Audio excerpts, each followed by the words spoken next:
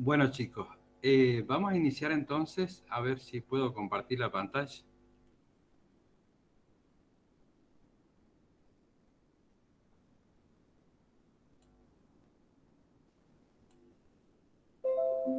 Ya estoy grabando ahora, Leo, ¿sabes?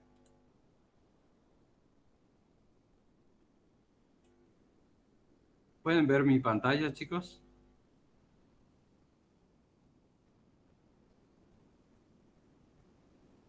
Sí, profe, sí se ve. Genial, genial. Bien, entonces el objetivo de la clase de hoy es comentar un poquito en qué va a consistir el parcial de hoy, del lunes. ¿Ah? Entonces es como una interacción entre la unidad 1, desde la unidad 1 a la 5. Bien, recordemos entonces que para la formación de un organismo se requiere, en el caso que los organismos se pueden reproducir a través de dos mecanismos fundamentales, a través de la reproducción asexual y a través de la reproducción sexual. La reproducción sexual requiere la formación de gametos, los cuales se fecundan. Recordemos que esos gametos tienen una dotación cromosómica de 22 cromosomas autosómicos y un cromosoma sexual. En el caso del hombre, los espermatozoides tendrían 22 cromosomas autosómicos más un X o 22 cromosomas autosómicos más un Y. En cambio, en los óvulos tendrían 22 cromosomas autosómicos más X. Cuando en el momento de cuando se fecundan, dan lugar a un cigoto que tiene 22 pares de cromosomas autosómicos más XX o XY, según sea masculino o femenino. Esta célula totipotente se llama cigoto.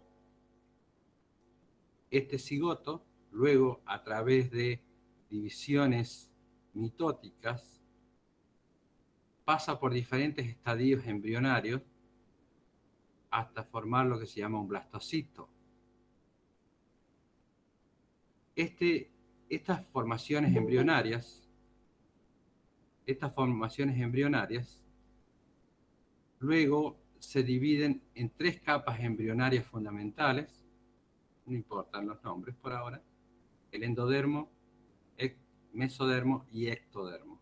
Cada una de esas capitas da lugar a diferentes órganos y tejidos, diferentes tejidos, digamos, porque los tejidos después se organizan formando órganos. Bien, entonces cada una de esas capas embrionarias da lugar a diferentes tejidos. Recordemos que el genotipo y el cariotipo de todas estas células es igual al cigoto. Pero esas células luego se van a ir diferenciando, obviamente, al formar diferentes capas embrionarias, esas células van a sufrir un proceso llamado diferenciación. Entonces, son células, el cigoto sería una célula muy indiferenciada que se diferencia formando diferentes tipos de células. ¿Qué hace que una célula sea diferente a otra? Obviamente, hay genes que se han expresado, proteínas que son diferentes en cada una de estas células, y eso es consecuencia de algo que se llama expresión génica diferencial. Esto lo vamos a ver en las unidades que vienen. Pero lo que quiero que quede claro aquí, que cuando la célula se diferencia cambia su fenotipo. No va a cambiar su genotipo ni su cariotipo, sino su fenotipo. Esas células que han cambiado derivan todas del cigoto, obviamente, han cambiado su expresión génica, por lo tanto han cambiado su fenotipo. Recuerden todo el flujo de la información génica. Dan lugar a diferentes tejidos. Esos diferentes tejidos luego se organizan formando diferentes órganos, hasta formar un individuo. Profe, Sí, diga. hay una chica que está tratando de ingresar. A ver, yo había cambiado los settings. A ver, vuelvo. A ver, yo había cambiado los settings con la esperanza de que... Buen día, Jacqueline. Nada más, ¿no? Es que no. Gracias, Leo. Oye, ¿quién es Gabriel? ¿Debe ser? Sí, fui yo. Bárbara. Gracias, Gaby. Bien. Entonces, recordemos también que las células tienen un ciclo celular. ¿M? El ciclo celular tiene dos partes fundamentales, que es la interfase y la fase M. En una célula de mamífero, este ciclo celular dura 24 horas. 23.5 horas dura la interfase y 30 minutos, es decir, media hora, nada más dura la fase M. La fase M puede ser mitosis o meiosis. Entonces, a ver, vamos a sacar el pointer.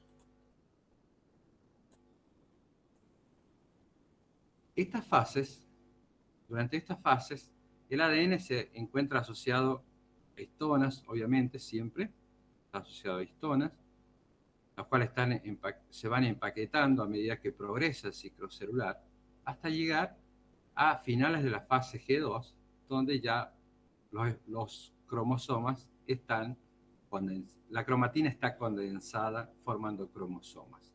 Entonces, ¿qué son los cromosomas? Son complejos macromoleculares entre proteínas y ADN. No son organelas en realidad, igual que los ribosomas. Ribosomas también son complejos ribonucleoproteicos, no son organelas, porque no están delimitados por membranas. Entonces, durante la interfase, la célula tiene que empezar a duplicar el número de enzimas necesarias para la síntesis de enzimas necesarias para la síntesis de DNA, la replicación del DNA. Entonces, la replicación del DNA ocurre en la fase S del ciclo celular durante la interfase.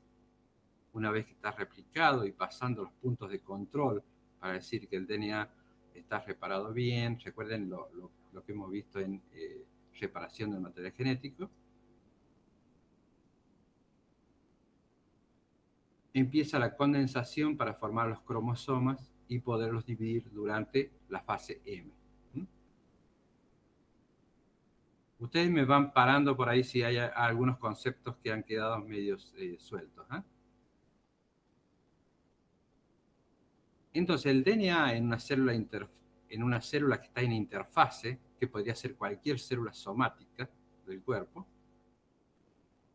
se encuentra en forma de cromatina. Cromatina, que es la asociación entre ADN e histonas. Dentro de la cromatina, en un núcleo interfásico, podríamos ver dos tipos fundamentales de cromatina, de acuerdo al aspecto morfológico: eucromatina y heterocromatina. La eucromatina es la más relajada, en la que se ve más clara en el núcleo interfásico, y la heterocromatina es lo que está más oscuro, que sería que está más condensada. Esa cromatina más condensada es la cromatina que no se expresa tanto. Recuerden que necesitamos los factores de transcripción que se ligan a los promotores para poder iniciar la transcripción. Por lo tanto, debe estar más relajada. Entonces, las diferencias básicas entre mitosis y meiosis son las siguientes.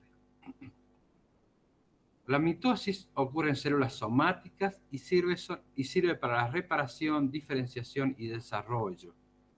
La mitosis genera, a partir de una célula diploide, dos células diploides idénticas. El ADN digamos, se duplica el material genético y luego se divide una vez formando dos células diploides idénticas a la parental. En cambio, entonces, por eso es que la mitosis sirve para reparar tejidos y ocurre sobre todo en células somáticas.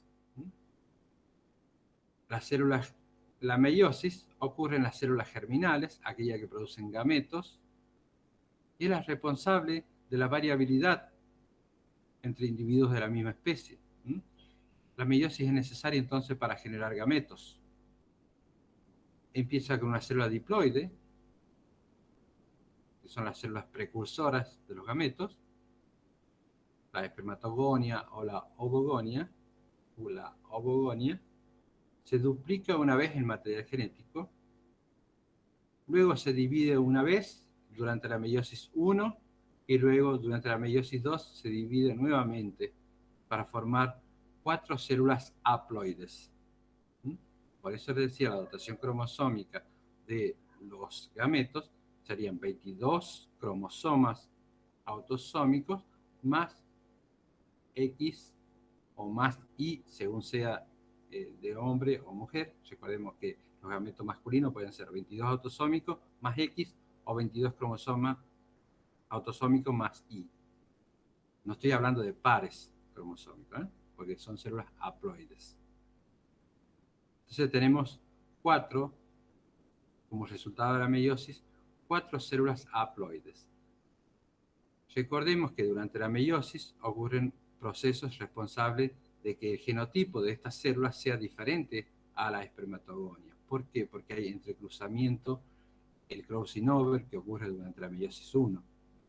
Entonces, cada uno de nosotros somos lo que somos porque justamente ese espermatozoide fecundó justamente a ese óvulo para generar, porque si hubiese sido otro espermatozoide, nosotros no seríamos nosotros. No sé si se entiende bien el concepto, ¿no? Somos lo que somos justamente porque ese espermatozoide fecundó ese óvulo.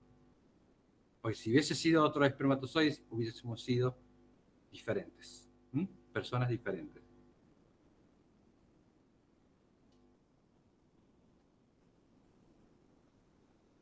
Recordemos la estructura de los ácidos nucleicos, den una repasadita a lo que vieron en biomoléculas, cómo está conformado el ADN, el ARN, a qué se debe esta presencia, el extremo 5', qué es lo que hay en el extremo 5', qué es lo que hay en el extremo 3', el azúcar, la base nitrogenada, y si tiene una o dos cadenas según sea DNA o RNA, a qué se debe que el RNA sea más susceptible a la degradación. ¿Qué es un gen? Recordemos, un gen tiene la parte regulatoria y la parte estructural. En el caso de eucariota, la parte regulatoria y la parte estructural. Recordemos que en los genes eucariotas hay intrones y cada gen tiene su propio elemento regulatorio. Mientras que en procariotas normalmente se organizan en operones. ¿Qué es un operón? Tiene una parte regulatoria y una parte estructural que codifica para un RNA policistrónico, es decir, que tiene ese RNA codifica para varios polipéptidos. Un operón, entonces, es una unidad funcional, en realidad, que codifica para genes funcionalmente relacionados, es decir, que están relacionados con algo, por ejemplo, el metabolismo de lactosa, el metabolismo de triptófano, el metabolismo de nitrógeno. Entonces son genes que están involucrados en la vía metabólica de la absorción de nitrógeno, por ejemplo. Esa es la diferencia básica entre genes procariotas y eucariotas. Recordemos que el genoma bacteriano es circular, mientras que el genoma eucariota es lineal. En el caso del genoma de un ser humano, entonces tendría 46 hebras de DNA en una célula que se está dividiendo. 46 hebras de DNA, y cada una de esas hebras contiene un montón de genes.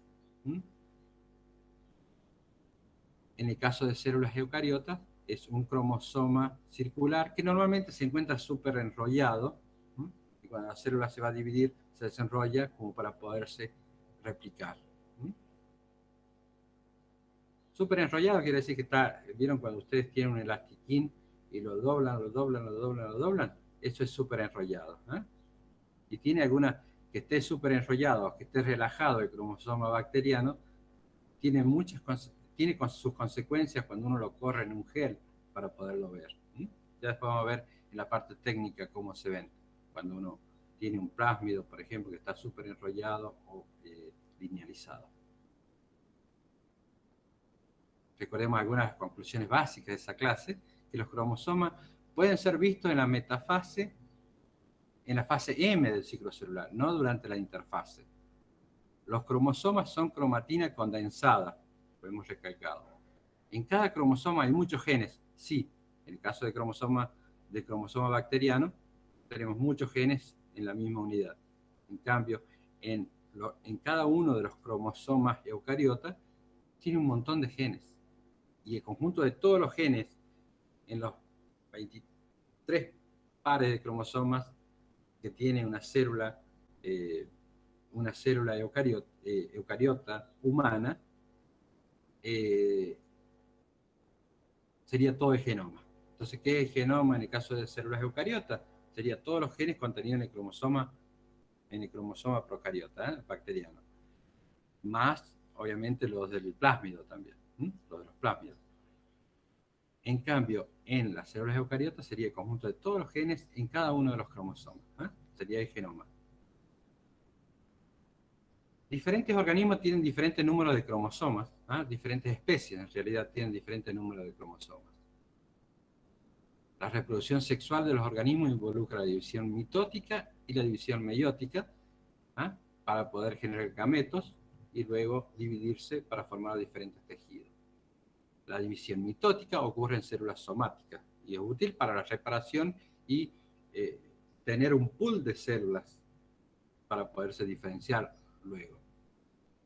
La división meiótica ocurre en las células germinales y es importante en la gametogénesis. Entonces la meiosis involucra la replicación del genotipo 4N, notación cromosómica 4N, seguido por dos divisiones consecutivas para formar 4 células haploides, que son los gametos. En la mitosis, el ADN se replica una vez, seguido por una división celular, da como resultado 2 células diploides idénticas a la progenitora. El crossover o sobrecruzamiento o recombinación homóloga ocurre en la meiosis, en la fase 1, recuerden. Y es responsable de la diversidad, la variabilidad y la evolución de los organismos de una especie.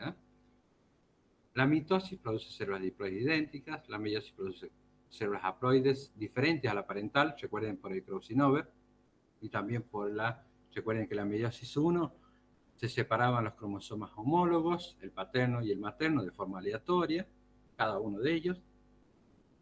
Y en la meiosis 2 se separaban las cromátides hermanas, también de forma aleatoria. Por eso la gran diversidad y que no hay dos seres humanos idénticos, genéticamente idénticos. Una alteración en la distribución de los cromosomas en las células hijas puede provocar alteraciones en el número de cromosomas, que son las aneuploidías, el origen del síndrome de Down, el síndrome de Chateau. Son las mutaciones de tipo numéricas que habíamos nombrado. La chance de alteraciones cromosómicas ocurre con mayor frecuencia en hijos de madres de mayor edad. Eso es a lo que se refería con no disyunción. Recuerden los experimentos de Mendel, que habíamos hecho mención, que se basaba en la observación de caracteres de fenotipos, color de la flor, forma de la semilla, color de la semilla, etc. ¿ah? Y cada una de estas características fenotípicas se debía a la presencia de algún metabolito, o en este caso un canal iónico que hacía que la célula perdiera más agua o menos agua. Si perdía menos agua, era de tipo lisa, y si se perdía más agua, debido a la expresión del canal iónico, la célula estaba más arrugadita, ¿no? La semilla. Si una planta crecía más, quiere decir que se expresó una enzima que hacía que la planta creciera más, o que produjera sus células de forma terminal en la punta o axial a los costados, ¿no? Entonces, todo lo que nosotros vemos, digamos, mucha de la información de la que nosotros vemos está codificada en el genoma, ¿no? Bien. Un alelo. Los alelos están ubicados en locus. Los locus sería el lugar ocupado por un alelo. ¿Mm? Teníamos un par de cromosomas homólogos, cualquiera de los pares de cromosomas homólogos humanos, por ejemplo, el materno y el paterno. Tenemos formas alternativas del mismo gen, por ejemplo, plantas altas, plantas altas. Si hubiese sido recesiva acá, plantas bajas sería A chiquita. Entonces son formas alternativas del mismo gen. El alelo. Esos alelos pueden codificar, por ejemplo, para la planta alta, planta baja, semilla rugosa, semilla lisa, semilla amarilla, semilla... pero en realidad lo que codifica es el color de la semilla, la forma de la semilla, el tamaño de la planta, ¿no? Ese es el alelo. Formas alternativas del mismo gen. Alto o bajo, rugoso o liso.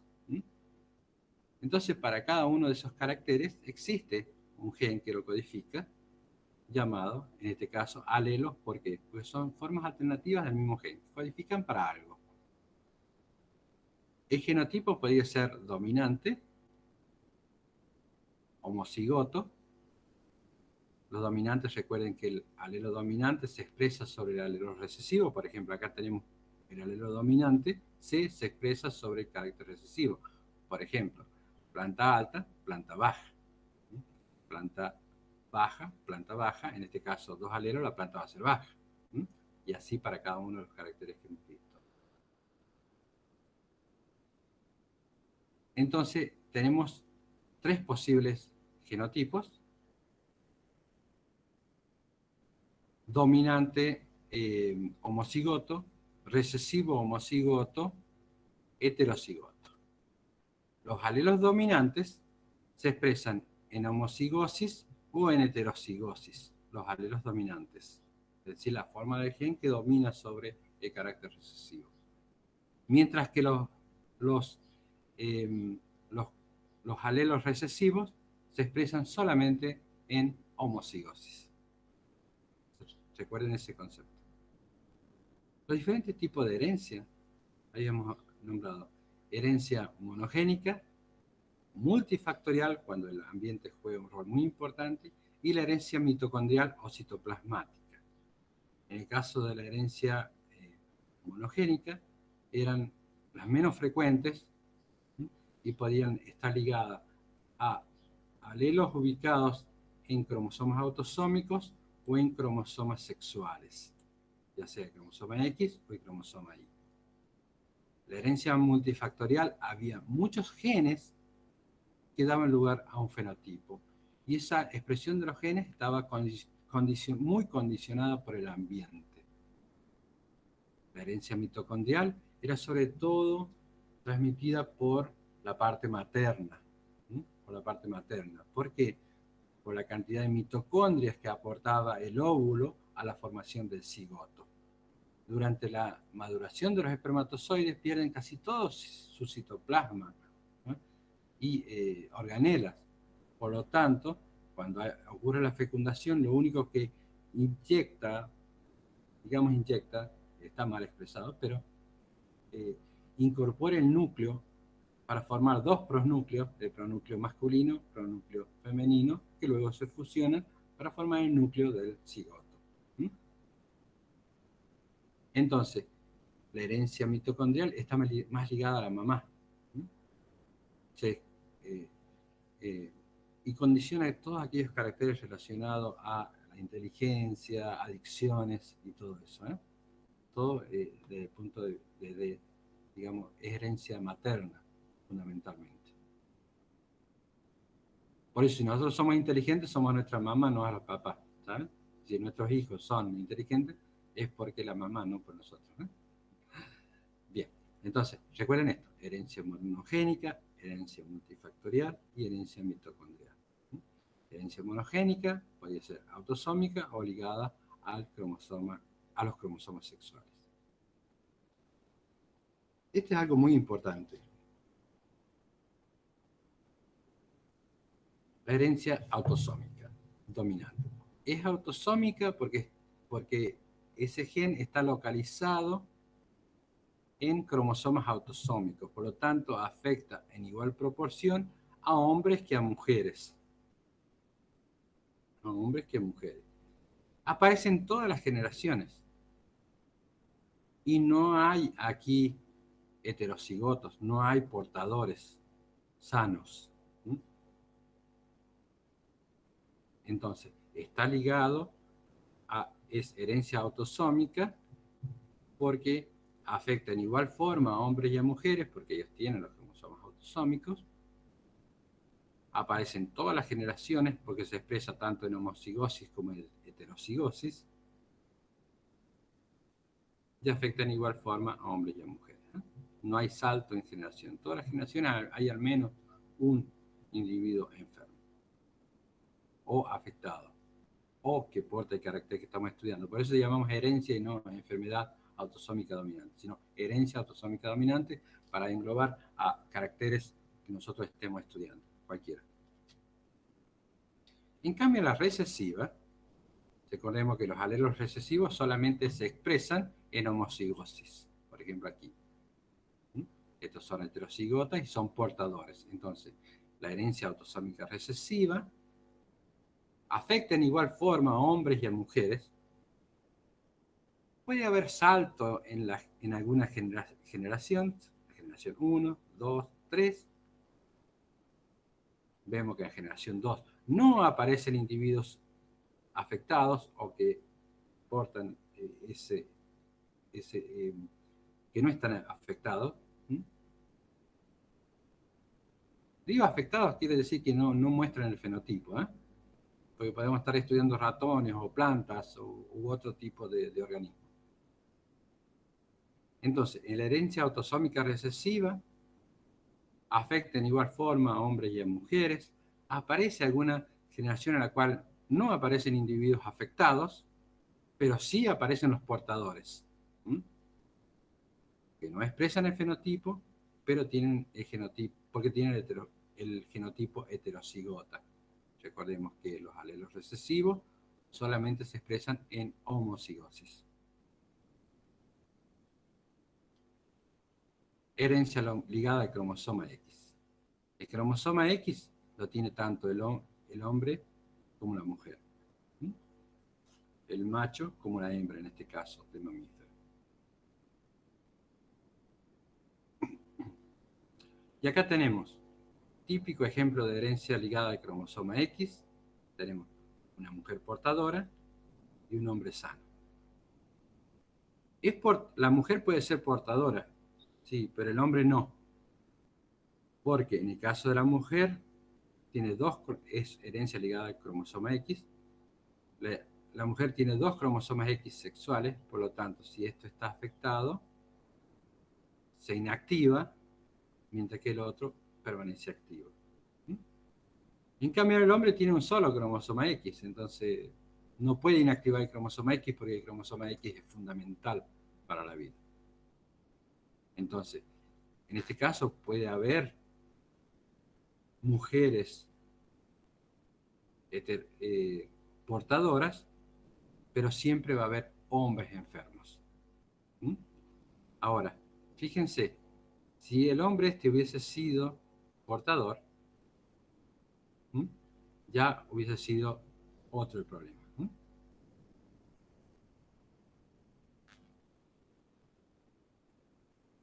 Gracias a que hay 2 cromosomas X, se da este fenómeno de compensación de dosis, es decir, que en el caso de la mujer puede ser portadora en este caso porque uno de los cromosomas X compensa eh, la expresión de genes ligados al cromosoma X del otro, del que está afectado.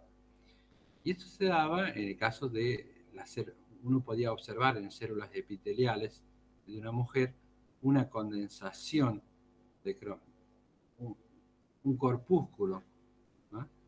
Que es una formación más oscura en la célula que está teñida, llamada corpúsculo de Barr. El corpúsculo de Barr en realidad es uno de los cromosomas X inactivados. Y eso daba lugar al mosaicismo, es decir, que no en todas las células es el mismo cromosoma X el que está inactivado, ¿no? Entonces es más aleatorio, a menos que haya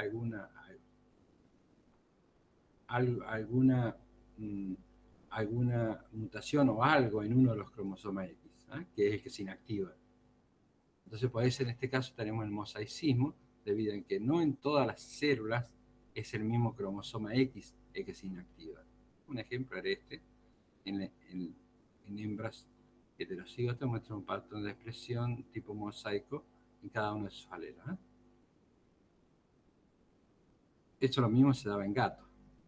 La herencia ligada al cromosoma Y, en este caso, fíjense, lo transmite el papá y lo sufren los hombres, porque las mujeres no tienen cromosoma Y. Entonces, si hay algún rasgo codificado por el cromosoma Y en particular, solamente se va a manifestar en hombres. En cambio, las mujeres no, porque no tienen cromosoma Y. Las características poligénicas tenían una distribución continua. Fíjense, había por ejemplo, la estatura, desde muy bajito hasta muy alto, pero en todo caso hay un patrón tipo gaussiano. Y en este caso está muy afectado por el ambiente. Cuando uno habla de ambiente, está hablando de nutrientes, está hablando de fármacos, de xenobióticos, etc. Recuerden la diferencia entre enfermedades congénitas. Enfermedades congénitas pueden ser hereditarias o la teratogénesis. Enfermedades o características congénitas, en realidad, son con las cuales uno nace. ¿Está bien? Es hereditaria si está codificada en el genoma. Y es una teratogénesis si es algo que afecta durante el desarrollo embrionario. Durante el desarrollo embrionario, una mujer, por ejemplo, toma fármacos, se droga y todo eso, el hijo puede tener anormalidades relacionadas a una teratogénesis. Por ejemplo, que tenga un ojo en la frente u otro tipo de efecto. Terato tiene que decir monstruo, ¿no? Génesis, origen de un monstruo. En estas características poligénicas, por ejemplo, el caso más obvio es la obesidad, obviamente, que hay muchos genes relacionados a la obesidad, distribuidos en cada uno de los cromosomas de nuestro cariotipo. Entonces, en diferentes cromosomas hay genes relacionados con la obesidad. Lo mismo sucede con el cáncer y otras enfermedades poligénicas, enfermedades cardiovasculares, todas están relacionadas a múltiples genes. No hay un gen que diga que este individuo va a desarrollar cáncer. Hay múltiples genes. Y obviamente el ambiente juega un rol muy importante en la expresión de esos genes. Entonces no hay una cura para la obesidad, no hay un gen solamente ligado al cáncer. Sí, para enfermedades monogénicas, obviamente, pero en el caso de poligénicas no. El ambiente en ese caso juega un rol muy importante en las enfermedades poligénicas, pero el ambiente no cambia lo que es la herencia monogénica, porque está ligado a los genes. En otro caso son múltiples genes y el ambiente juega un rol muy importante para que esos genes se expresen. ¿Cómo vamos hasta ahí?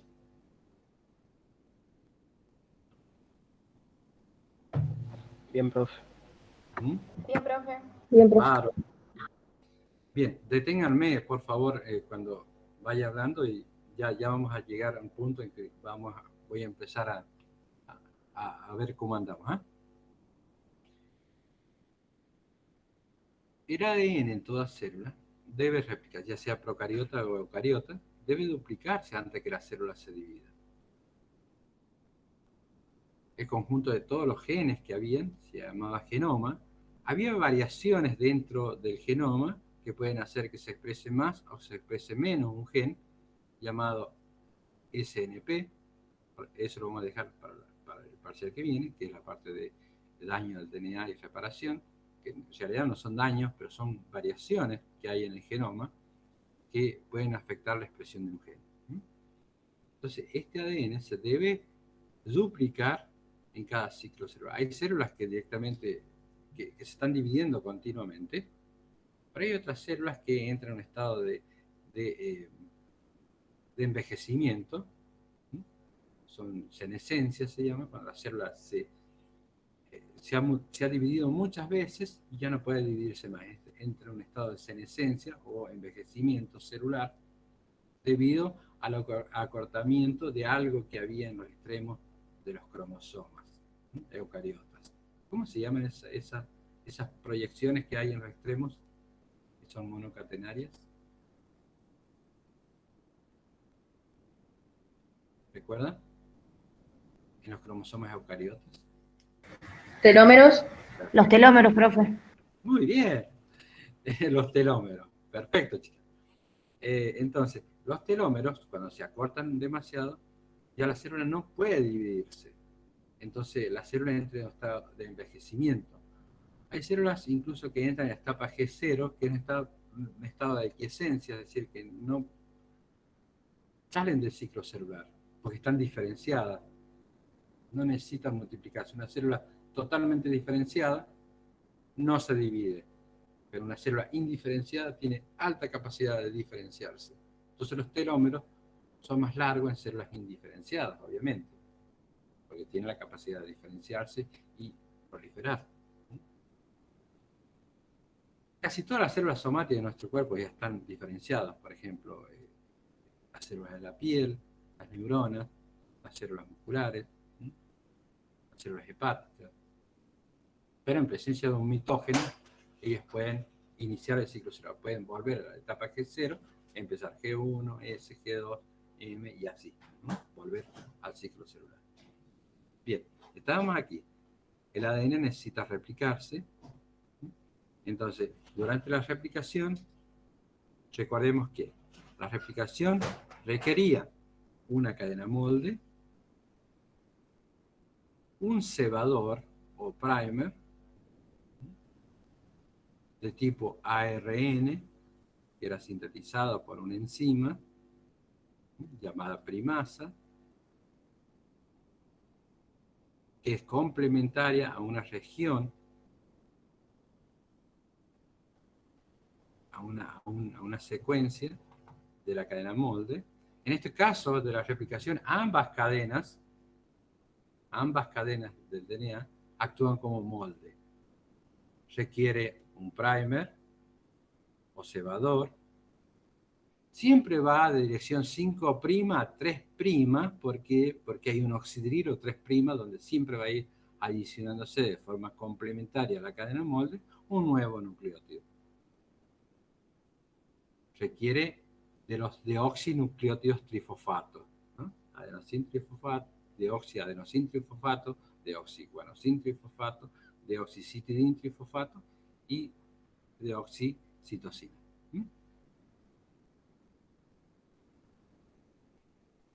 El ADN es muy estable, chicos, entonces uno puede hacer estudios en el ADN en material viejo, muy viejo, de miles de años, que permanece estable el DNA. En cambio, el RNA basta unos minutos para que se degrade. Recordemos que la replicación ocurre durante la fase S del ciclo celular. En bacterias, el replicón es uno solo, hay un solo origen de replicación, mientras que en células eucariota hay varios orígenes de replicación. En cada uno de los cromosomas, cada una de las hebras de DNA, hay múltiples orígenes de replicación. El origen de replicación es reconocido por proteínas iniciadoras. Tenemos aquí la burbuja de replicación, tanto en procariotas como en eucariotas. En el caso de procariotas, recuerden que hay dos modelos, el modelo de teta y el modelo de círculos rodantes, muy parecido en realidad, pero en este caso tenemos, este sería el que ocurre fundamentalmente, lo que se ha podido observar, digamos, experimentalmente. Tenemos una burbuja de replicación que tiene dos horquillas de replicación.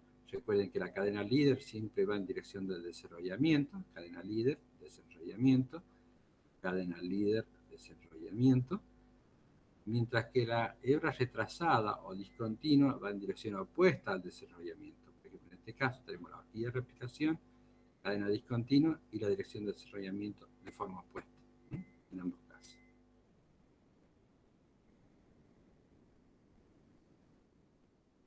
En el caso de la replicación dijimos entonces que ambas hebras actúan como molde. Acá tenemos una horquilla de replicación, tenemos la hebra retrasada en la cual podemos distinguir estos fragmentos, fragmentos de Okazaki. Cada fragmento de Okazaki inicia con un cebador, obviamente siempre, porque la replicación requiere un cebador. En este caso acá tenemos el cebador de la hebra adelantada, que es de forma continua. La hebra retrasada es discontinua. Tenemos los fragmentos de Okazaki, que serían ADN, mientras que los cebadores son de tipo ARN, sintetizados por la primasa. Esto en el caso de células procariotas, ¿no?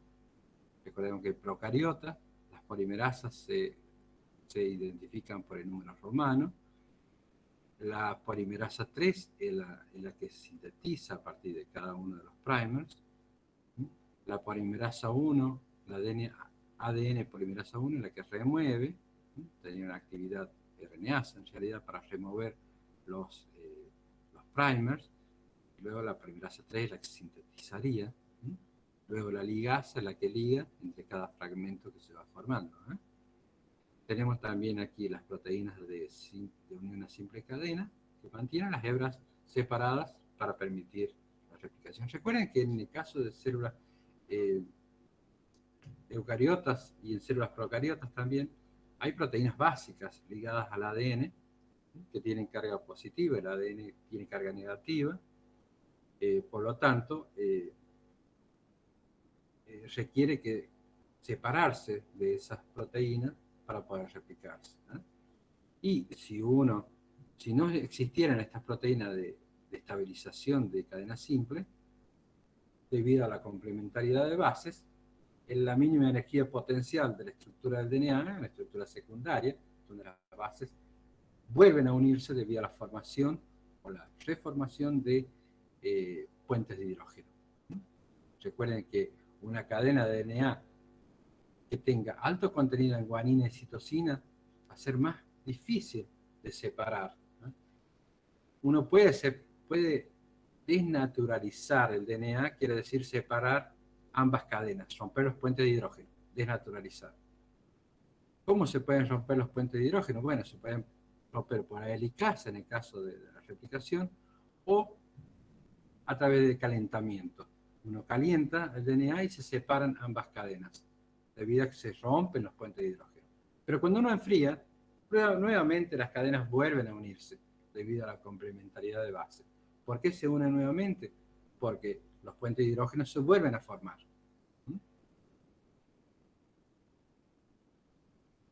Tenemos también las helicasas, las topoisomerasas que van aliviando la tensión. En todos estos procesos, recuerden, tenemos el inicio, la elongación y la terminación. En el caso de la replicación, ambas cadenas actúan como molde, requieren primer, requieren nucleótidos activados, varias enzimas. Al final de los telómeros, al final de los cromosomas eucariotas existían los telómeros, ¿eh? Estos telómeros deberían ser alargados en cada ciclo y eso lo lleva a cabo la telomerasa. La replicación del DNA ocurre durante la fase S del ciclo celular. Es un proceso semiconservativo porque siempre se mantiene una cadena molde. El proceso es similar en procariotas y eucariotas, bien. En procariotas el DNA plasmídico se replica de forma independiente al cromosoma bacteriano. Eso es importante para ingeniería genética cuando lleguemos. Ocurre en dirección 5' 3'. Lo mismo ocurre con la transcripción y también con la traducción. Vamos a ver. Requiere cebadores o primers, cosa que no se requiere durante la transcripción. Ambas cadenas actúan como molde. En el caso de la transcripción, una sola cadena actúa como molde. La primasa tiene actividad RNA sintetasa, obviamente, porque es la que va, es una RNA polimerasa en realidad, que va a sintetizar ese fragmentito, ese cebador, para que inicie la replicación. Requiere primer. Las DNA polimerasas tienen otras funciones, además de polimerasa, que la actividad es exonucleasa. 3', 5' para corregir los errores, 5', 3', alguna de ellas.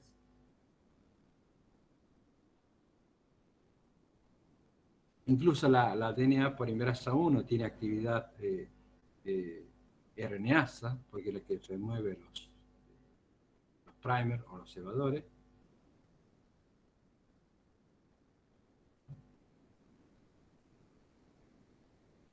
Bueno, y es importante que entendamos la replicación porque va a ser la base para los ensayos in vitro que nos van a permitir amplificar secuencias específicas de un genoma.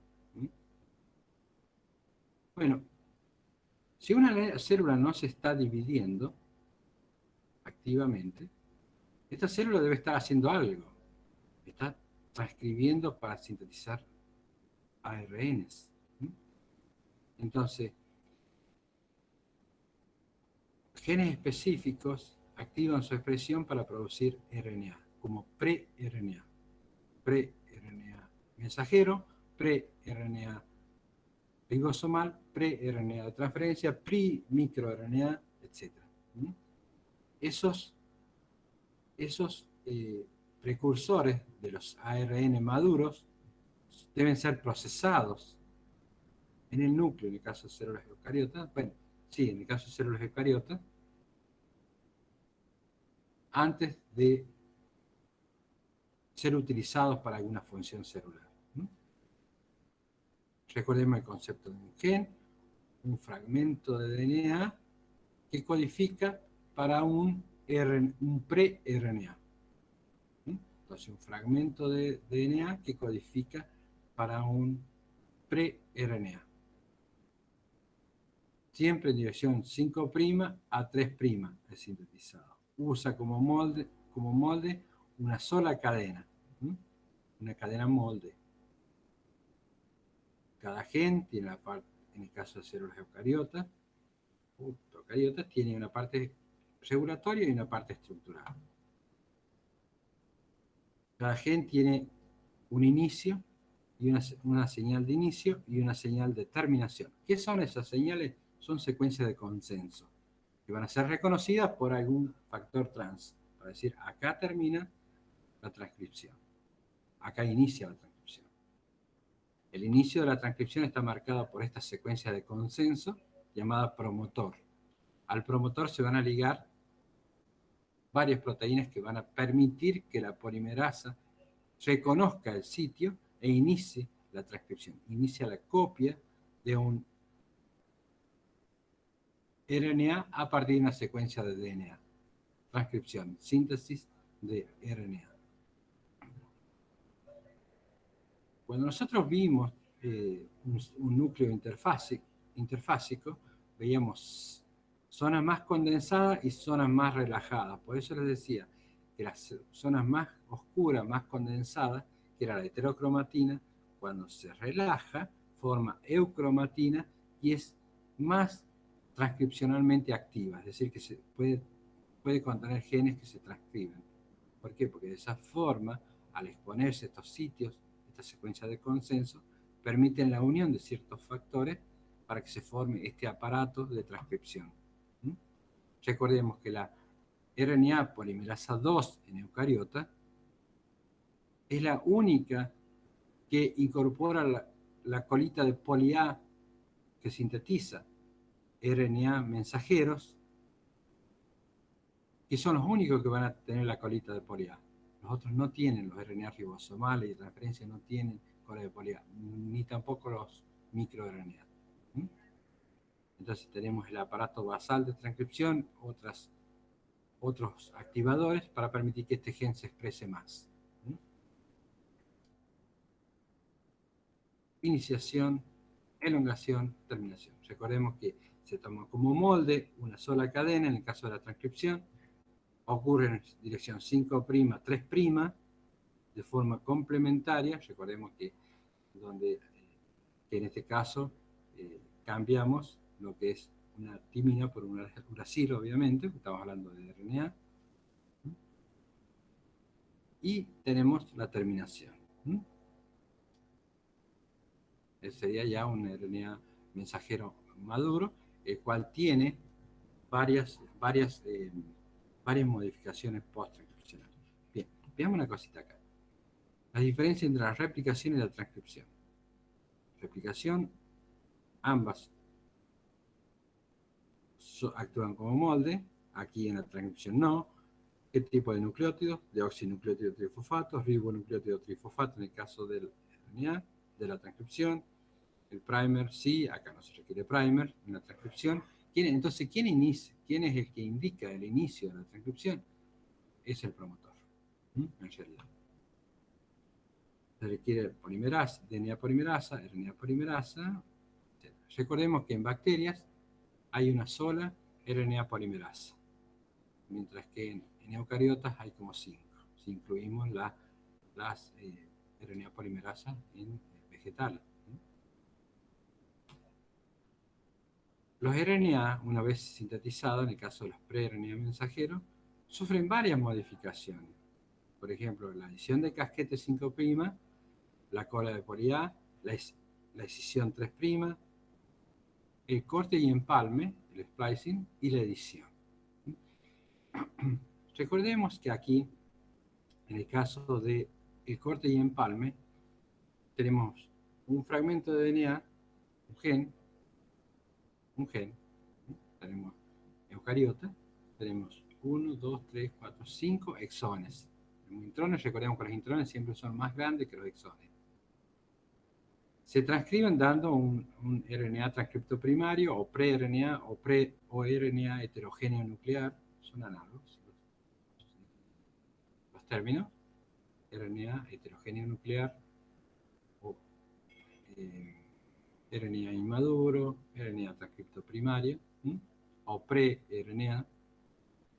Luego del procesamiento, a través del proceso de splicing o de corte y empalme, puede que se eliminen durante el corte y empalme, que se elimine el exón 4, entonces quedaría un RNA de esta longitud, o que se elimine el exón 3, se queda un RNA diferente. Entonces, estos RNA maduros ya codifican para polipéptidos diferentes. Entonces, un gen da lugar a varios RNA mensajeros, puede dar lugar a varios RNA mensajeros maduros. Un gen da lugar a un pre-RNA.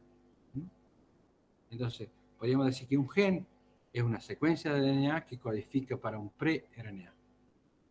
Porque después, a través del splicing alternativo, puede dar lugar a diferentes RNA mensajeros maduros en este caso. Teníamos otro ejemplo, el caso de escisión 3', que puede haber sitios alternativos de escisión 3', en el cual un gen puede dar lugar a 2 o más RNA mensajeros maduros que en diferentes células, obviamente, en este caso, para dar lugar a polipéptidos con funciones muy diferentes. Entonces, un gen, un pre-RNA. Luego de procesar los procesamientos que sufren todos los pre-RNA, pueden dar lugar a diferentes RNA maduros, RNA mensajeros, transcripcionales o ribosomales. También la edición. Recuerden que hay RNA mensajeros guía que pueden cambiar la secuencia, pueden adicionar nucleótidos, delecionar nucleótidos o modificar bases. Por lo tanto, el mensaje cambia. Entonces, no toda la información codificada en el genoma, o sea, no toda la información genética que se traduce en proteínas reside en el ADN. Algo de esa información es modificada durante la maduración de los RNA. En este caso, los RNA mensajeros maduros. Procesamiento de los RNA de transferencia, recordemos la estructura de los brazos, diferentes brazos. Recordemos que en el extremo 3', el brazo aceptor, es donde se cargan los aminoácidos, el anticodón. Estas secuencias bases modificadas son muy importantes para la carga que van a... Estas modificaciones post-transcripcionales en los RNA de transferencia son importantes en decir a la sintetasa qué aminoácido va a ir cargado en el extremo 3', que es el brazo aceptor. Esa era la carga de los RNA, de los aminoácidos. Los microRNA, todo esto es RNA de interferencia o iRNA.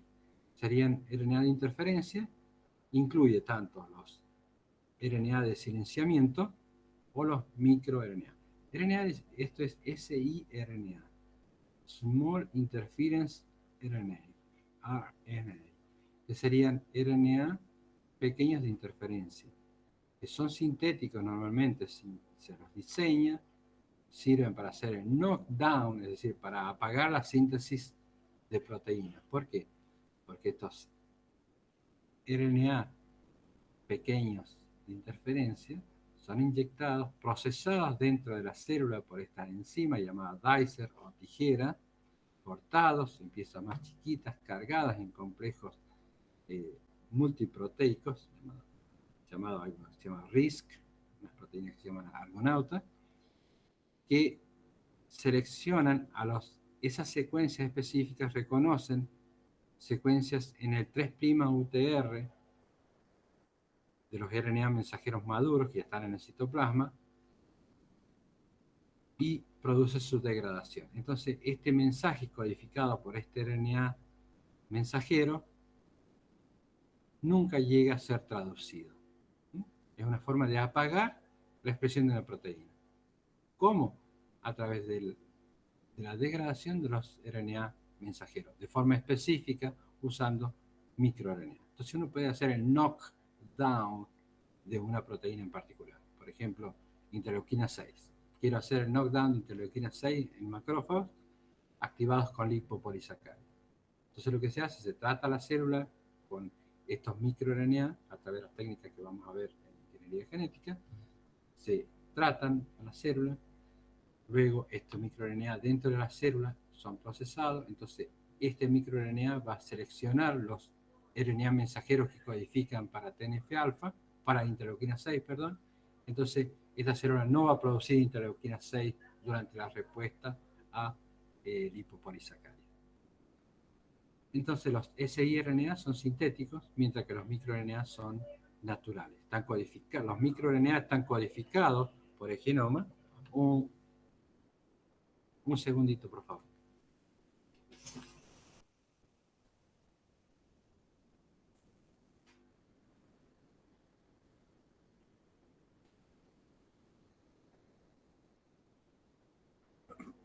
Bien, ahora sí.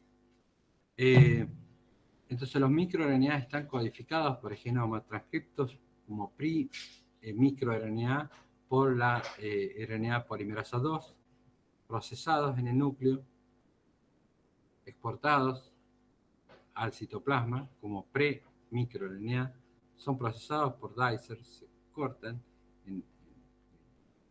para formar los microRNA que son cargados a este complejo. Y en este caso, los microRNA lo que normalmente hacen es evitar la traducción. Lo que hacen es actuar como una interferencia para que los ribosomas no puedan reconocer al RNA mensajero. Entonces, de ambas formas, lo que se hace es apagar la expresión de un gen. Bien.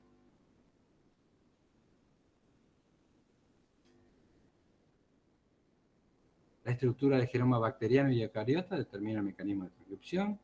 Los procariotas y eucariotas, la transcripción usa como molde una sola cadena de DNA, sintetiza una molécula de pre-RNA en sentido 5'3', un gen en una secuencia de DNA que codifica para un pre-RNA, mensajero, de transferencia, ribosomal, pre-microRNA, etc. La RNA polimerasa bacteriana necesita la subunidad sigma. Recordemos que la subunidad sigma es la que va a determinar qué gen se va a expresar, qué operón se va a expresar, de todos. Entonces hay subunidad sigma específica para la fijación de nitrógeno, para el reconocimiento de genes relacionados al metabolismo de lactosa, etc. Entonces la subunidad sigma serían los ojos de la RNA polimerasa bacteriana. Es decir, la subunidad sigma determina qué gen se va a expresar. La cola de poli-A y CAP tienen, entre otras funciones, estabilizar la RNA mensajero. Las RNA polimerasas bacterianas requieren factores de transcripción. Las RNA polimerasas bacterianas, eucariotas, perdón, acá es eucariotas, no es bacteriana. Las RNA polimerasas eucariotas requieren factores de transcripción para el reconocimiento del promotor. Entonces, si la subunidad sigma actuaría como ojos de la RNA polimerasa bacteriana, los factores de transcripción serían los ojos para las RNA polimerasas eucariotas. Lo que ayuda a reconocer son los factores de transcripción, son factores trans que ayudan a las RNA polimerasas eucariotas a reconocer los elementos promotores. Es decir, este gen se va a transcribir más o menos, etc. Todos los RNA requieren procesamiento, ¿sí? Los microRNA afectan la estabilidad o traducibilidad de los RNA mensajeros. Una vez que el RNA mensajero y los RNA de transferencia y ribosomal están procesados, viene la siguiente etapa, que es la traducción. En el caso de la traducción, el mensaje codificado por una secuencia de nucleótidos, RNA mensajero, es traducida en una secuencia de proteínas, de aminoácidos, que forma un polipéptido. Entonces, en la traducción se traduce el mensaje desde un RNA mensajero a un polipéptido. Secuencia de nucleótidos, secuencia de aminoácidos. Secuencia de codones, un codón, un aminoácido. El código genético, recuerden, que teníamos estos diferentes codones en el ARN mensajero, que había codones sinónimos debido sobre todo al wobbling o al tambaleo de la última base en cada uno de los codones. Había varios codones que codificaban para el mismo aminoácido. Son codones sinónimos. Excepto triptófano y metionina, todos los otros codones tienen sinónimos. 2 o 4 codones sinónimos. Entonces aquí, en el caso de la traducción, teníamos la carga, que consistía en incorporar un aminoácido en el vasoceptor de cada RNA. Reconocen un codón de inicio, donde se forma este complejo de iniciación, 70S en el caso de células procariotas, elongación, recuerden los sitios EPA, exit, polipéptido y acceso, y que la traduc'ción, la lectura de este RNA siempre iba a dirección 5', 3', recordemos la replicación 5', 3', la transcripción 5', 3', la lectura de los RNA también va de 5', 3', y lo primero que se sintetiza es el extremo aminoterminal, donde en el caso de las bacterias lleva formilmetionina, y en el caso de las células eucariotas lleva metionina. Una vez sintetizado el polipéptido debe ser procesado, debe sufrir algunos sufren varias modificaciones post-traduccionales que lo hacen activo. La traducción y la síntesis de un polipéptido a partir de una secuencia de codones en un ARN mensajero maduro ocurre simultáneamente la transcripción en procariotas. Recordemos que en el caso de los procariotas todos estos procesos de replicación, transcripción y traducción ocurren en el mismo compartimento, mientras que en células eucariotas la traducción ocurre en el citosol, mientras que la replicación, la transcripción y el procesamiento de los RNA ocurren en el núcleo. La lectura es de extremo 5', 3'. Se sintetiza primero el amino terminal, formilmetionina en el caso del primer aminoácido en bacterias, mientras que metionina en célula eucariota. Las etapas. Entonces es importante entender tanto la transcripción como la traducción, porque después tienen ensayos de transcripción in vitro y traducción in vitro. Entonces la forma en la cual ustedes conocen todos los requerimientos necesarios para diseñar un experimento in vitro. Ya sea amplificación de DNA, producción de RNA mensajero o síntesis in vitro de un polipéptido. Diferentes antibióticos, fíjense cómo interfieren en la replicación, en la transcripción o en la traducción. Entonces todo el mensaje que nosotros vemos, todos los fenotipos que nosotros vemos, viene del genoma, pero también el ambiente tiene mucho que ver, ¿no? Se sintetizan los RNA mensajeros, proteínas que codifican para polipéptidos. Estos polipéptidos pueden ser activos o no, pueden requerir interacción entre ellos para formar algo activo, para sintetizar un metabolito. En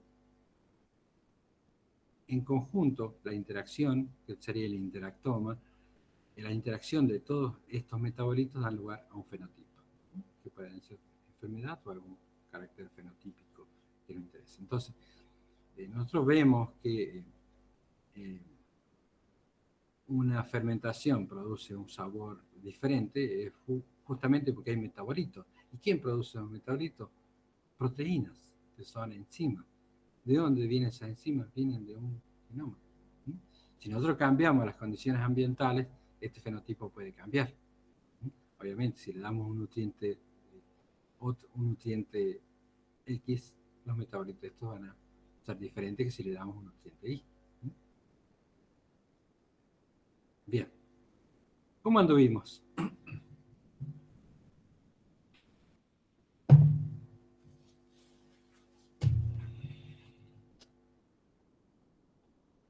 Chicos, ¿cómo anduvimos con todo? Bien, profe. Ajá. Bien, profe. ¿Preguntitas?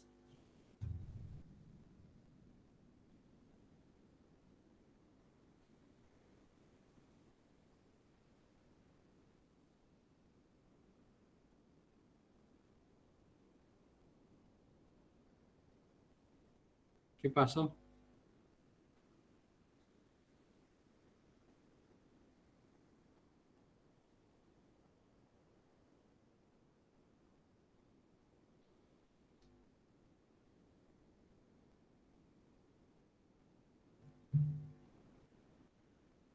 Bueno, entonces, lo que le he ido mostrando ahora son los puntos básicos, quiero que queden bien en claro. Que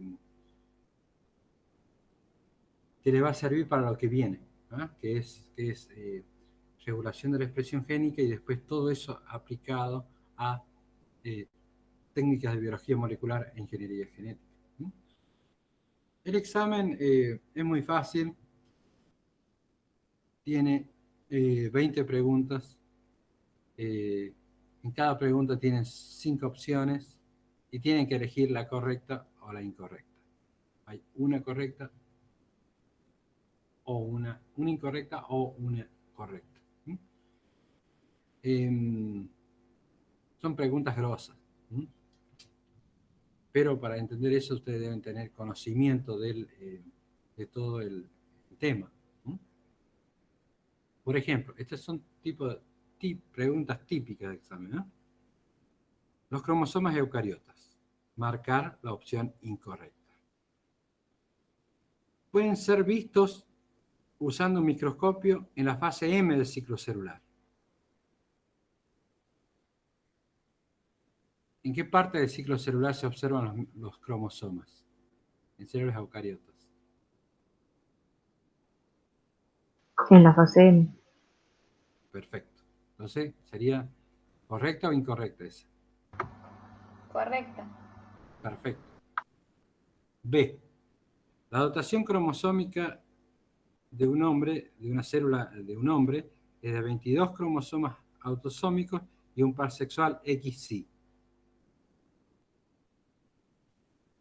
En realidad, el cariotipo de un hombre son 22 cromosomas autosómicos y un par sexual XY. ¿Es verdadero o es falso? Falsa, ¿no debería decir 22 pares de cromosomas autosómicos y un par sexual? ¡Qué XY. lindo! Perfecto. Muy bien. Serían entonces 22 pares de cromosomas autosómicos y un par sexual XY. Muy bien. ¿Quién es? Para probarla ya nomás. Ariana. Ariana, muy bien, Ari. Bien. Vamos a la siguiente. Entonces esa puede ser una, ¿cierto? Recuerden de marcarla de alguna forma. Yo recomiendo, como van a recibir el examen en Word, que lo coloreen, ¿eh? Lo resalten en amarillo o en verde, ¿eh? Lo que quieran. C. Tienen en sus extremos prolongaciones, estamos hablando de cromosomas eucariotas, tienen en sus extremos prolongaciones de ADN llamadas telómeros que son más largos cuando más indiferenciada es la célula. ¿Es verdadero o es falso? ¿Correcto o incorrecto?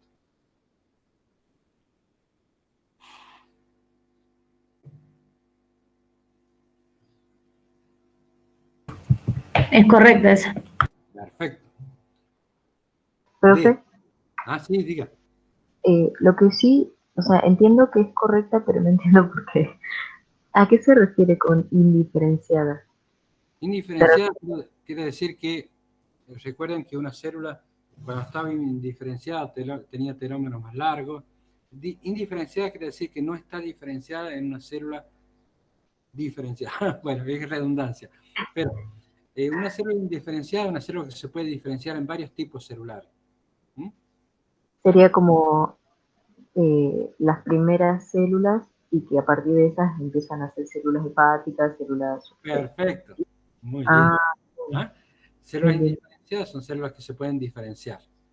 Ok, ok. Y Que son son células números inmaduras. más largos mientras menos indiferenciadas de la célula. Ok, Sí. Cuando más indiferenciada, cuando menos diferenciada está la célula, más largos son los telómeros, más capacidad tiene para multiplicarse. ok, ok. D. En la fase M se observan dos diapares como cromosomas homólogos, uno del padre y otro de la madre. Estamos hablando de cromosomas eucariotas. Siempre, ¿no? ¿Correcto o incorrecto?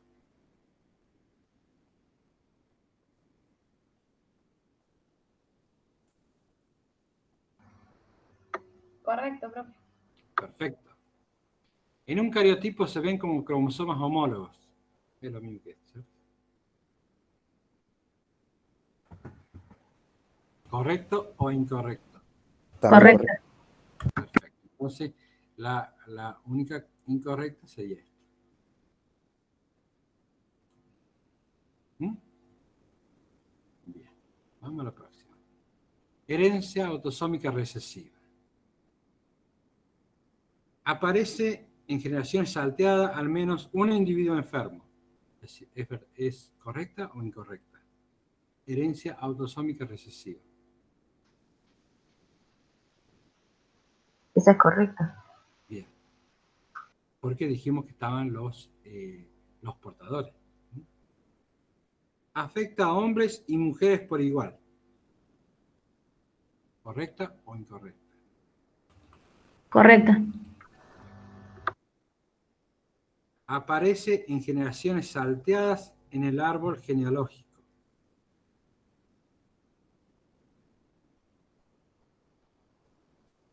Estamos hablando de recesiva, bien.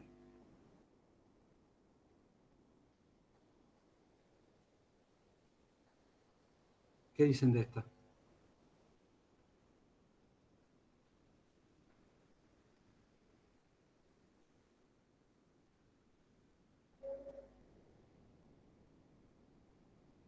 Ahí probablemente les voy a agregar algo ahí. Aparece al menos un individuo afectado en generaciones salteadas en el árbol genealógico. ¿Podría ser más claro?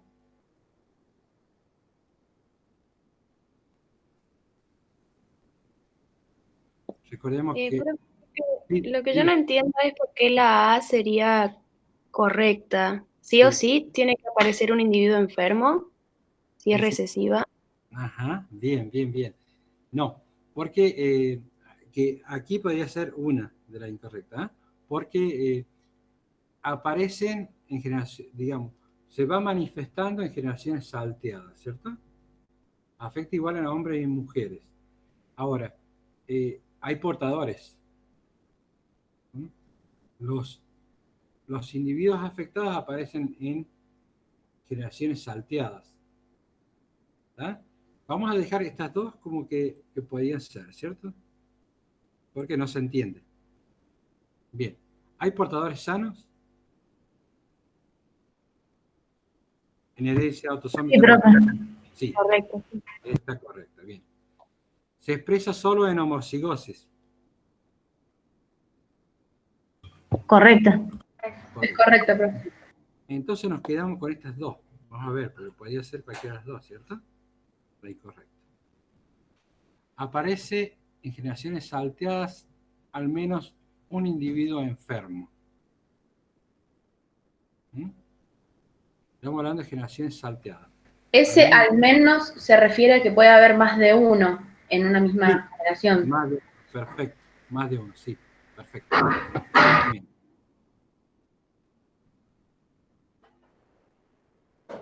¿Con cuál se quedan ustedes?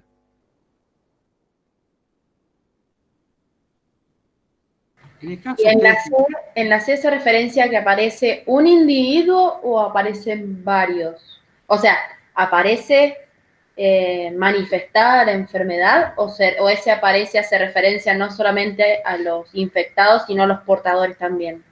No, a los afectados o los portadores. Bueno, en este caso aparece, no está explícito. Entonces, si este es el caso que les llegara a surgir y algún docente que esté en el Classroom no nos puede ayudar, hagan la aclaración en el Word. ¿Mm? En el Word coloquen o resáltenlo, que podría ser cualquiera de los dos, ojo, cualquiera de los dos, y expliquen por qué. ¿Mm? ¿Por qué? Márquenlo y digan, bueno, puede ser esto o puede ser esto por esto. ¿Mm? Que eso quiere decir que ustedes han leído las consignas y que se han puesto a razonar. ¿Mm? Que eso se valora muchísimo. ¿Ah? Entonces, cualquiera de los dos con un buen alegato puede llevarnos a que a decir, bueno, sí, está bien. ¿Mm? Ciclo celular. Marcar la opción correcta. ¿Entendieron la anterior a qué me refería, chicos? Sí, profe, pero en ese caso no pondríamos a ninguna como incorrecta, sino que quedarían dos. Marquen las dos si quieren, pero pongan en el Word, en algún lugarcito por ahí, una aclaración. ¿Mm? Me parece que esto no, por esto. Listo. ¿Mm? Por ejemplo, aquí yo pondría, aparece que yo colocaría, bueno, si se refiere a que aparece al menos un individuo afectado en generaciones salteadas, eso sería correcto. ¿Mm? Y esta otra aparece en generaciones salteadas en el árbol genealógico, también podría ser. Aparecen individuos afectados en generaciones salteadas en el árbol genealógico. También podría ser. ¿Mm? Explico por qué nada más. ¿Mm? Con sus propias palabras.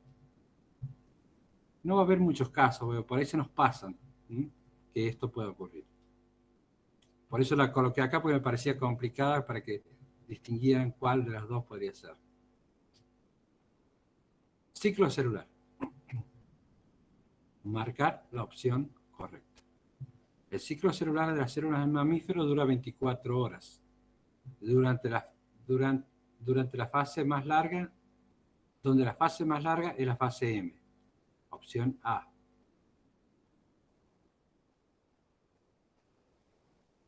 ¿Qué dice? Esa es incorrecta, ¿Por qué? Incorrecto.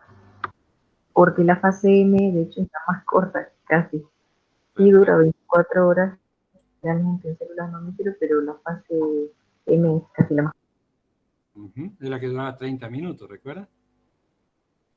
Bien. En la fase S es posible observar cromosomas. Incorrecto. Perfecto. Falso. La fase G1 se lleva a cabo, en la fase G1 se lleva a cabo la duplicación del material genético ADN. Incorrecto. Falsa. Falso, Falso. muy bien. En la fase S del ciclo celular de una célula somática se lleva a cabo el crossing over o recombinación homóloga. Falsa. Falsa.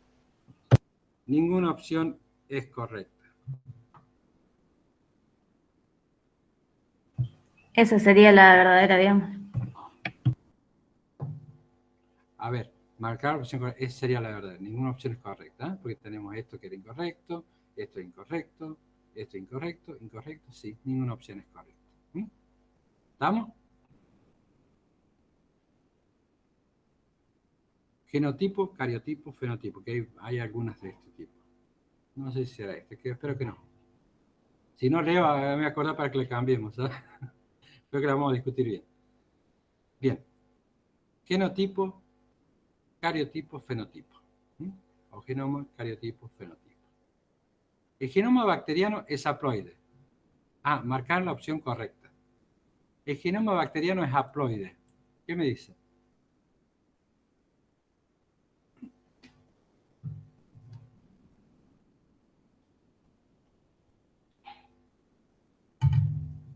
¿Mm? Verdadera.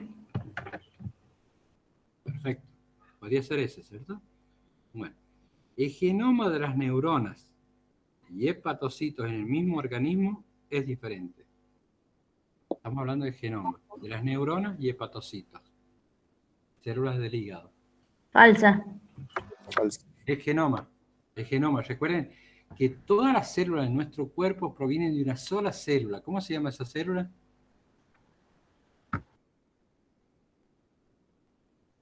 ¿Cómo se llama la célula? ¿Cigoto? El cigoto. ¿Ah? Entonces, el genoma de todas las células de nuestro cuerpo es el mismo. El genoma. Los genes de todas las células de nuestro cuerpo son los mismos. Entonces, el genoma en las neuronas y hepatocitos en el mismo organismo es el mismo, ¿cierto? Entonces, el genoma de las neuronas y hepatocitos del mismo organismo es diferente. ¿Qué dicen ustedes? Falsa. Falsa. Porque dijimos que el genoma de todas las células de nuestro cuerpo es el mismo. ¿Por qué? Porque provienen de cigoto. Perfecto. El genoma de las neuronas entre organismos de la misma especie es el mismo. ¿Verdadero o falso? ¿O correcto o incorrecto? Falsa.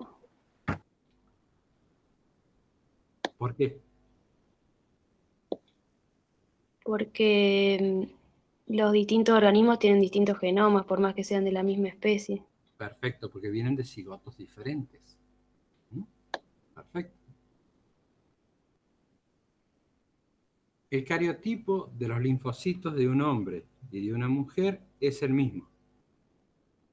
Los cromosomas, el cariotipo. Falsa. ¿Por qué?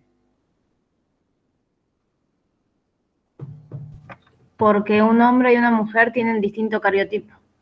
¿Cómo serían?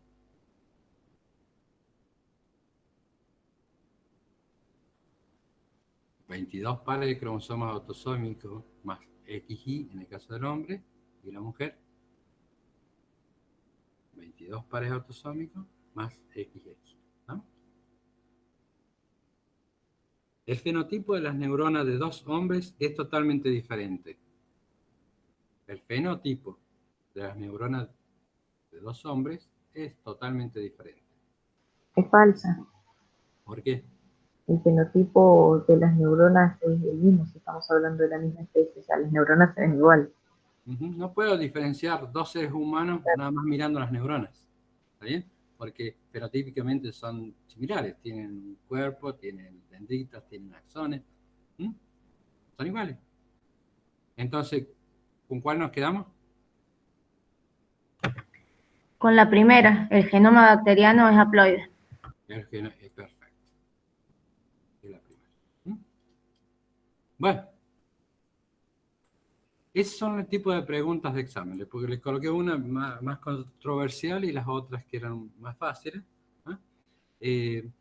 Al final del examen, o sea, el examen tiene 20 preguntas. Al final del examen hay una tabla. Recuerden de marcar cuál es en la tabla, ¿cuál es la opción correcta? Tienen 1, 2, 3, 4 hasta la pregunta 20, A, B, C, D, E.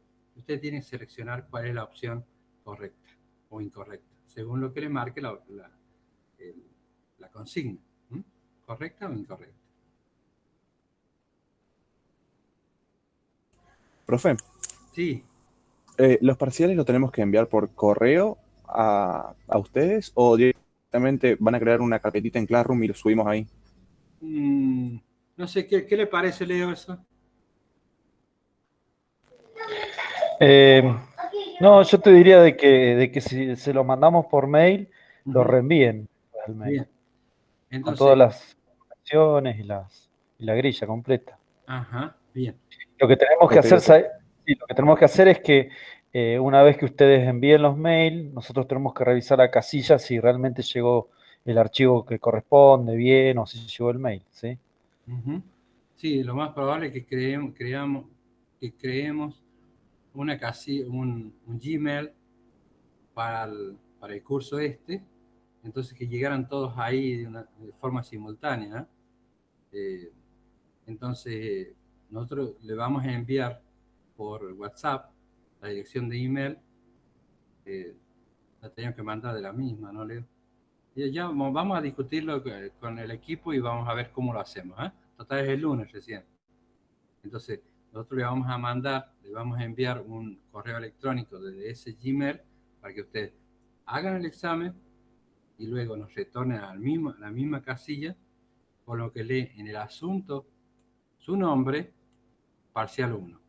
Recuerden también el archivo que ustedes manden, con lo que leen también el mismo nombre, Juan Pérez, parcial 1, en el archivo. Al final de cada parcial hay una grilla. La grilla recuerden colocar el nombre suyo, ¿ah? De cada uno de ustedes, pues nosotros para imprimir probablemente imprimamos nada más que la grilla, pues sean cuidadosos en pasar. Por ejemplo, si hubo algún caso, como una de las preguntas, que podían ser las dos correctas o incorrectas, márquenlas y colóquenle algún simbolito al lado de la grilla como para saber nosotros que ustedes han aclarado algo en el Word.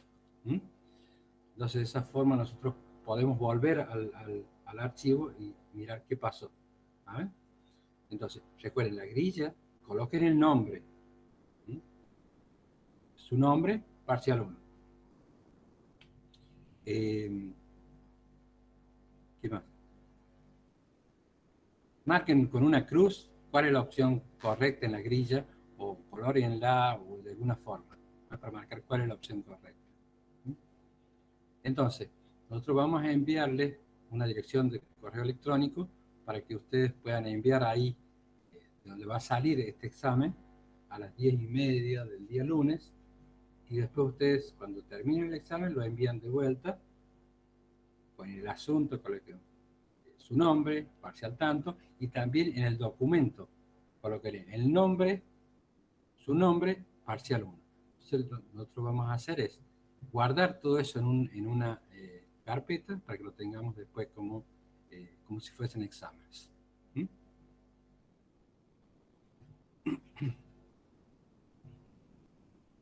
¿Hay algo, Leo, que quiera aclarar?